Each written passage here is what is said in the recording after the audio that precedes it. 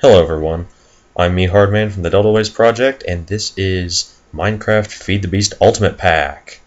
Yeah, doing good. Now today I'm going to have you have a little tutorial here over a couple of the machines. I'm going to start doing these a lot actually, since I'm the one that actually knows what I'm doing when I'm building this stuff and using it. So yeah, let's get this started. Get back into first person mode. Alright, so as you can see, first off, I've fixed up the house. It's the Me Hardman brothel now. It's a house of many secrets and beds. Let's take a peek inside here. 4 beds and some hidden stuff. So first of all, we got an iron door, but as you can see, there's nothing really around here other than, normal blocks. Well, think again.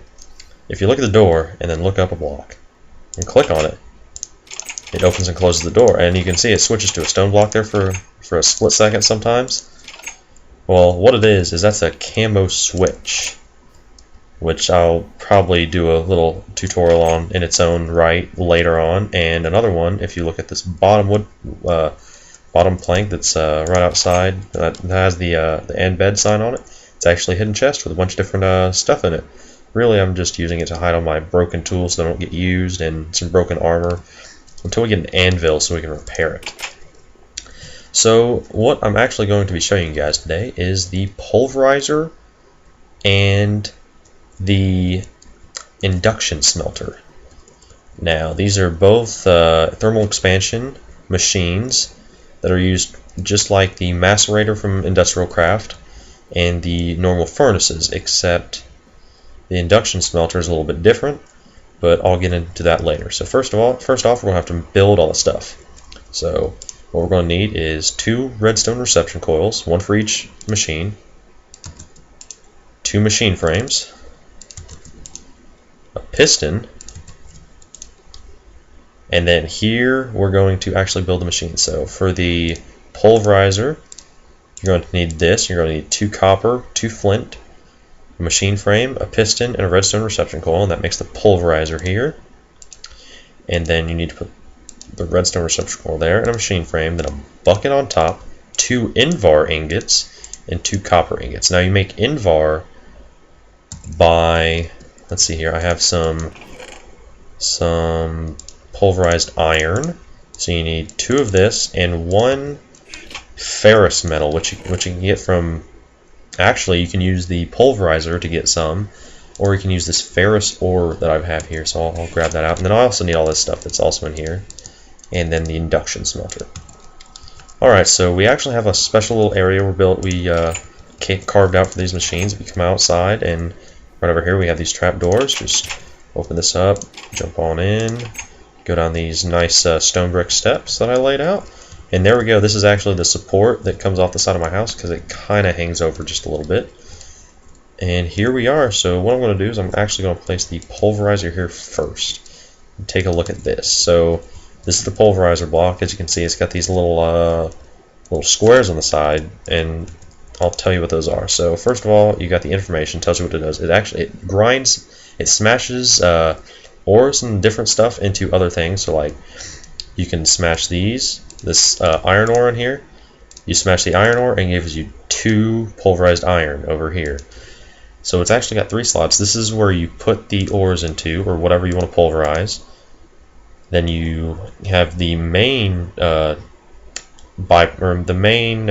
you're trying to get here. So like this, if I put in iron dust or iron ore, it'd be pulverized iron in here. And then this is a little byproduct slot. Now there's many different things you can get by putting in different ores into here.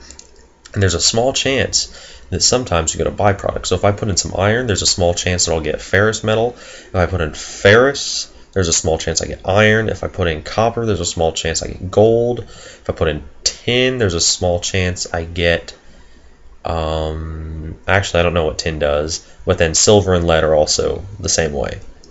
So I'll toss that iron in there, and you need buildcraft power to power it, so you need these engines here. I'll toss some coal in there. So I'll toss 16 in there and 16 in here, and then you need to use a redstone signal to start those. And then as you can see, it starts to fill up this bar right here. Now, MJs are Minecraft jewels. or whatever you want to call them, really. So that'll fill up for a little bit, and then once it fills up to enough, it'll start pulverizing. There you go. So you can see the arrow starting to fill up slowly. It'll get faster as more energy gets put into it, but for now it'll go decently slow, but eventually it'll speed up. So I guess I'll go ahead, or actually I guess I'll show you the different stuff. So this is the power usage stats and all that. You can enable the redstone current, because normally, like say if I put this here, it would then if I put it on that, or one of these, alright, that was supposed to stop it, but apparently it didn't. So, oh well. Wow, this is actually giving me iron dust instead of pulverized iron, which is odd. That's odd. Anyways, there's this last slot right here, which is the configuration slot. So I guess I'll just toss that in there, see if it gets this. But as you can see, there's these little boxes on the outside. So then what these do is you can change these, see the different colors. You can actually change these. I'll change them all to blank to start out with. So now all the stuff, oh, nickel, dust, and iron. So that is really weird. It is giving me dusts instead of. All right, let's put it back on low. Take this out and this out. It's supposed to give pulverized iron. Did it? Odd. Alright, anyways, with the configuration slots, you can see each thing like each color really corresponds to a different thing. So the yellow can be the byproduct. So right now, and this corresponds to the top. This is the left side, the right side, the back, and the bottom. So what I'll do is I'll actually put this on orange, I think. No, I want it on red. So red corresponds to this. Then actually if I put the induction smelter here, and then I see it has a bunch of different things. Oh, one thing I did forget, I forgot sand. The induction smelter requires sand in order to smelt stuff. So let me come inside and see if I have some of that. Here, ooh, 3 sand. That's not a whole lot, but it'll do. So it's nighttime. Let's hurry up and get down so don't get attacked by any creepers. Alright, so I'll go through and change the configuration to completely blank.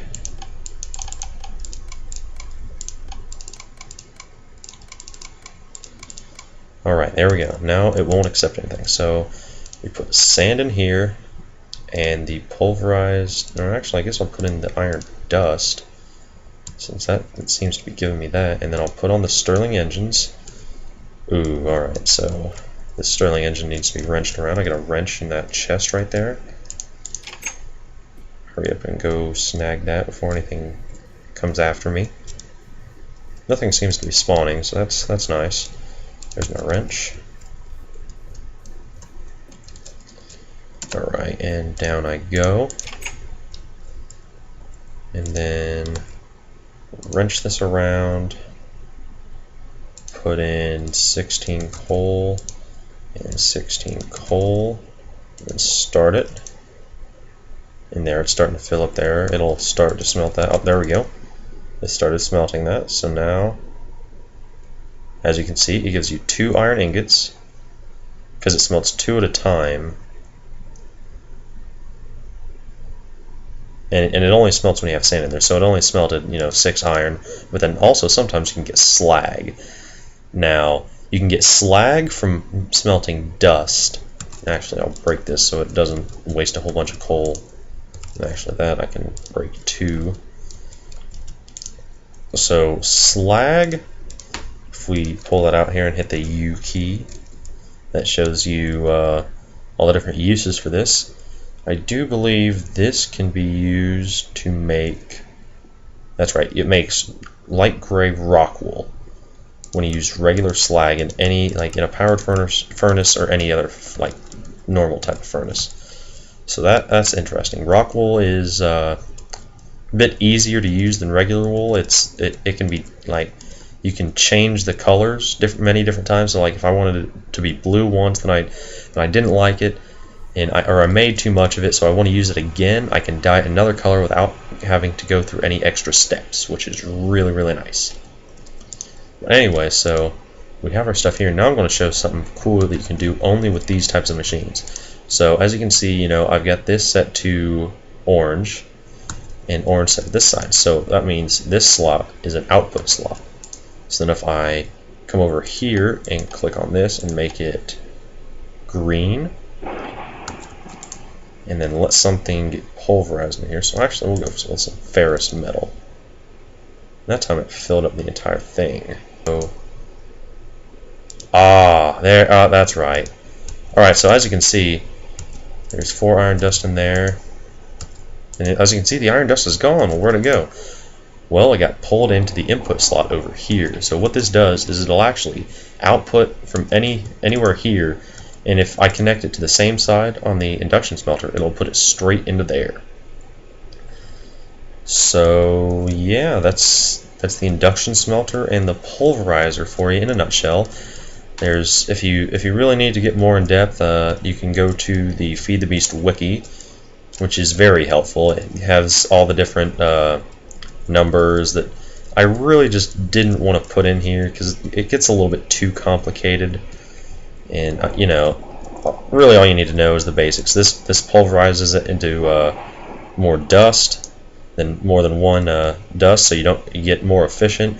And this one smelts 2 objects at a time, but you have to use sand in it. So you know, you have to have lots and lots of sand in order for that to work. But what you can do actually is if you pulverize some cobblestone, which I don't actually have, it'll give you sand and sometimes gravel. So there you go. Well guys, I'm gonna wrap it up here. Thank you for watching. This has been the Delta Voice Project and me, Hardman, bringing you this nice tutorial. If you like this video and want to see more, make sure to subscribe. Click that like button if you like this video, because that helps out a lot. And make sure to put in your comments and send me feedback so I know what you guys liked about it or what I need to improve on, because you know, kind of noobish at this. So send me some feedback, help me out. Thank you, and good night.